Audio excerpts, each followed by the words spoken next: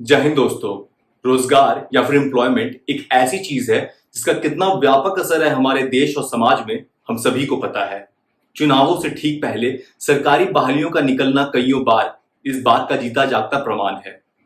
बीते 14 जून को हमारे प्रधानमंत्री कार्यालय के ऑफिशियल ट्विटर हैंडल से ये अनाउंसमेंट हुई कि हमारे माननीय प्रधानमंत्री ने निर्देश जारी किए हैं मिनिस्ट्रीज और डिपार्टमेंट्स को कि वो आने वाले 18 महीने के भीतर अपने सारे रिक्त पदों को भरे।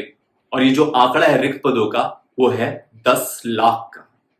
पर इस स्वागत योग कदम से पहले ना जाने कितने जॉब प्रोटेस्ट और साथ साथ क्रिटिसिज्म, अपोजिशन और साथ साथ एक्सपर्ट्स की झेलती आई है हमारी सरकार। इस साल की शुरुआत में जो कुछ भी हुआ पुलिस और स्टूडेंट्स के बीच में रेलवे रिक्रूटमेंट बोर्ड एग्जामिनेशन को लेकर, वो परफेक्ट एग्जाम्पल इस बात का। और जिस देश में 1 करोड़ से भी ज्यादा हर साल एम्प्लॉयबल एज में आ जाते हैं, यानी कि रोजगार करने की एज में आ जाते हैं, क्या उनके लिए 10 लाख नौकरियां काफी हैं?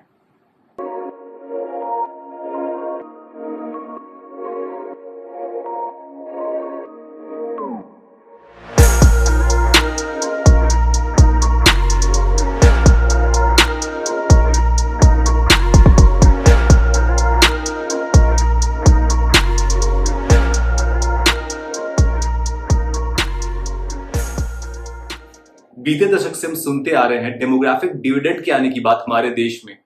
सरल भाषा में हमारी कामकाजी जनसंख्या का ज्यादा होना हमारी निर्भर वाली जनसंख्या से, यानी कि 15 वर्ष से लेकर 60 वर्ष तक की आयु के लोग, उनकी जनसंख्या ज्यादा होगी बाकी एज ग्रुप से। जब यही डेमोग्राफिक डिविडेंड बाकी देशों में आया तब उन्होंने इसका पुरजोर फायदा उठाया। China, Japan, south Korea, Thailand और भी बहुत सारे, जहां कारखाने लगे, जहां विकास हुआ और इन सबके कारण वहां की इकोनॉमी सशक्त हुई। और साल 2018 में शुरुआत हो चुकी है हमारे इस डेमोग्राफिक डिविडेंड की, यानी कि हमारे देश की जो कामकाजी जनसंख्या है या फिर वर्किंग पॉपुलेशन है वो सबसे ज्यादा है। साल 2022 में जो औसत उम्र है हमारे देश में वो है 28 वर्ष। कितना अच्छा लगता है सुनकर, साउंड्स ग्रेट हाँ।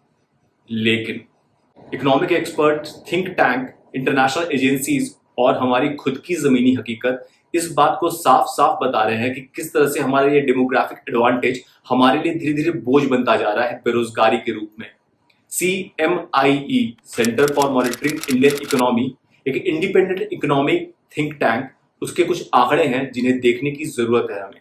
लगभग 45 करोड़ भारतीय लीगल वर्किंग एज के, यानी कि 15 वर्ष से लेकर 60 वर्ष के बीच के, उन्होंने काम छोड़ो काम की तलाश करना तक बंद कर दिया है फ्रस्ट्रेट होकर। और इसमें मेजर चंक है फीमेल वर्कफोर्स का। और ये जो आंकड़ा है 45 करोड़ का, ये बराबर है रूस और अमेरिका की जनसंख्या के। अब जो बात समझने की है वो ये है कि अगर हमारी जो टोटल वर्कफोर्स है 90 करोड़ की, उसकी आधी नौकरी की तलाश तक नहीं करना चाहती, तो क्या इस तरह हमारा देश अपनी डेमोग्राफिक डिविडेंड का फायदा उठा पाएगा? अब जरा एक और आंकड़ा देखते हैं। वर्ष 2017 से 2022 के बीच में हमारी टोटल लेबर फोर्स पार्टिसिपेशन 46% से गिरकर मात्र 40% रह गई है।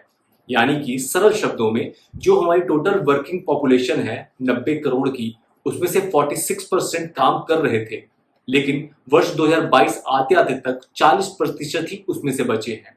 तो आखिर ऐसा क्या हो गया है जो हमारी रोजगार के अवसर कम होते जा रहे हैं, या फिर लोग नहीं चाहते हैं रोजगार ढूंढना भी? इसके प्रमुख 2 कारण हैं। पहला, डिक्लाइनिंग इन्वेस्टमेंट हमारी जीडीपी के अंदर, यानी कि जो लेबर इंटेंसिव बिजनेसेस होते हैं या फिर जो कारखाने या फिर मैन्युफैक्चरिंग प्लांट्स बैठते हैं, उनकी रेशियो, उनका होना कम होता जा रहा है हमारे देश में।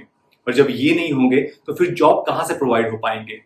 और जो बाहर की कंपनियां हमारे देश में आना चाहती हैं वो हमसे ज्यादा प्राथमिकता देती हैं चाइना और बाकी देशों को। रीजन सिंपल है, चीप लेबर, टैक्स रिलैक्सेशन और साथ साथ कम से कम रेट टेपिज्म, यानी कि लाइसेंस और ये बाकी जो फॉर्मेलिटीज होती हैं वो कम से कम होती हैं उन देशों में। और जब तक हमारे नॉर्दर्न स्टेट्स यानी उत्तरी भारत में जो राज्य है जहां पे बल्क है हमारे डेमोग्राफिक डिविडेंड का, वहां पे ये मानसिकता खत्म नहीं होगी कि सरकारी नौकरी ही चाहिए, तब तक ये आंकड़े चेंज नहीं होंगे। रोजगार से कहीं बेहतर है रोजगार के अवसर पैदा करना। हमारी सरकार, चाहे वो राज्य की हो चाहे केंद्र की हो, वो इतने बड़े पॉपुलेशन को कभी भी रोजगार प्रोवाइड नहीं कर सकती। और हमारे डेमोग्राफिक डिविडेंड का फायदा तभी होगा जब बिजनेसेस सेटअप हो, जब कारखाने लगे हमारे देश में।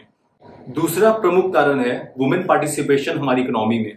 आप इतना समझ लो कि 1.4 ट्रिलियन से लेकर 2.8 ट्रिलियन तक का नुकसान हुआ है हमारी जीडीपी को लो पार्टिसिपेशन वुमेन के कारण। अब एक बात और आप समझ लो कि अगर हमारी आधी पॉपुलेशन जो वुमेन की है वो पार्टिसिपेट नहीं करेगी हमारी इकोनॉमी के अंदर, तो कहां से 5 ट्रिलियन इकोनॉमी हो पाएगी हमारी, जो हमारा गोल है। और ये जो एब्सेंस है वुमेन पार्टिसिपेशन की हमारी इकोनॉमी में, ये हर साल बढ़ती ही जा रही है। साल 2017 से 2022 के बीच में 2 करोड़ महिलाओं ने काम छोड़ो, काम को ढूंढना तक छोड़ दिया है। CMIE की सारी रिपोर्ट्स को गवर्नमेंट ने गलत बताया है ऑब्वियसली, पर हम सभी को यह समझना चाहिए कि एक स्वस्थ लोकतंत्र के लिए अपनी पसंदीदा सरकार से भी सवाल करना उतना ही जरूरी है जितना उसे सपोर्ट करना। एक प्रॉपर वर्किंग इन्वायरमेंट हमारी फीमेल पॉपुलेशन के लिए, ताकि वो सुरक्षित महसूस कर सके और साथ साथ अपने लाइफ और वर्क बैलेंस को मेंटेन कर सके, तब जाके हमारे देश की जो 5 ट्रिलियन इकोनॉमी का सपना है वो पूरा हो पाएगा। हमें एग्जाम्पल लेना चाहिए हमारे पड़ोसी देशों से जिन्होंने ये करके दिखाया है, जैसे बांग्लादेश। नो डाउट केंद्र सरकार का फैसला स्वागत योग्य है, पर यह भी समझने की जरूरत है कि ये वैसा ही है जैसे ऊंट के मुंह में जीरा देना। इसीलिए बिजनेस कंड्यूसिव माहौल और साथ साथ रेड टेपिज्म और बाबूगिरी को खत्म करना, ताकि ज्यादा से ज्यादा युवा बिजनेस की तरफ आकर्षित हो सकें, ये अभी वक्त की डिमांड है। जय हिंद।